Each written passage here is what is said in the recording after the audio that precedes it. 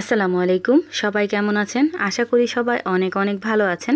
আজকে আমি তৈরি করব মনেক্কা বা লালুবুলু। এগুলো অনেকেই অনেক নামে চিনে থাকে, আমরা বলি লালুবুলু। ঘরে থাকা অল্প কিছু উপকরণ দিয়ে তৈরি করে নিতে পারবেন, আর তৈরি করে মাস জুড়ে সংরক্ষণ করে খেতে পারবেন। এখন কথা না বাড়িয়ে দেখে নেই আমি কিভাবে মনেক্কা বা লালুবুলুগুলো তৈরি করলাম।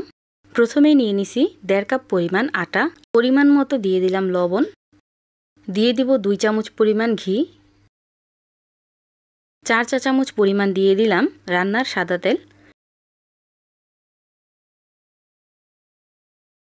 আটার সাথে দিয়ে দিলাম 4 চামচ পরিমাণ চিনি, 1 টিস্পুন পরিমাণ দিয়ে দিলাম বেকিং সোডা। এখন হাত দিয়ে সবকিছু খুব ভালো করে একটু মিশিয়ে নিতে হবে।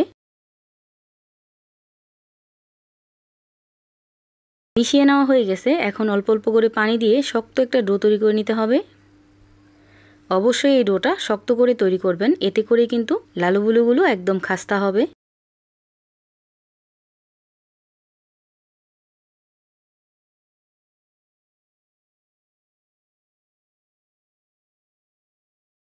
এভাবে আমি ডোটাকে তৈরি করে নিছি। এখন এই ডোটাকে রেস্টে রেখে দেব 15 মিনিটের জন্য। 15 মিনিট পর ঢাকনাটা আমি উঠিয়ে নিলাম। এখন হাত দিয়ে আবার একটু খুব ভালো করে মথে নিতে হবে। এখন এই ডোটাকে 2 ভাগে ভাগ করে নিলাম। একটা ডো দিয়ে আমি রুটি বেলে নেব। এই রুটিটাকে আমি 1/2 ইঞ্চি পরিমাণ মোটা রেখে বেলে নেব।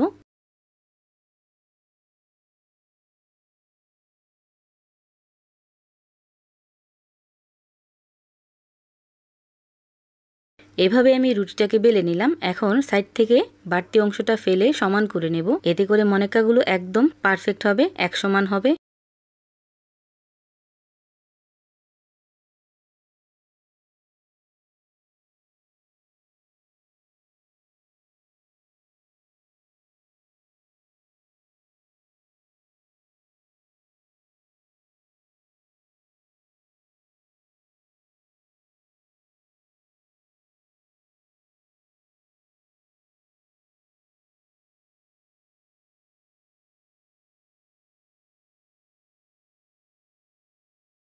এভাবে আমি মনেক্কাগুলো কেটে নিছি।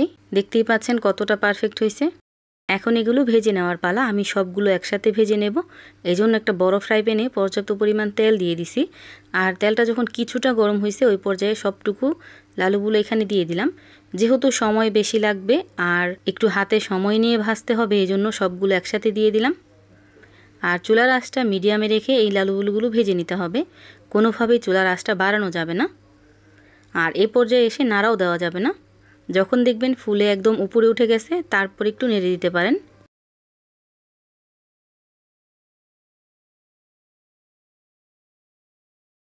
যখনই দেখবেন এই লালুবুলুগুলো ভাজতে ভাজতে এইরকম কালার চলে আসছে, তখন একটু অনবরত নেড়ে চেড়ে এই লালুবুলুগুলোকে ভেজে নেবেন, যেহেতু একসাথে অনেকগুলো দেওয়া আছে।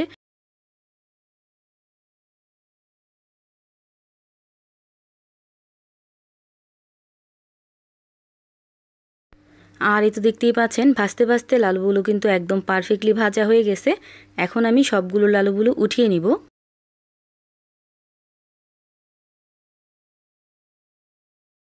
তৈরি হয়ে গেল মনেক্কা বা লালুবুলু।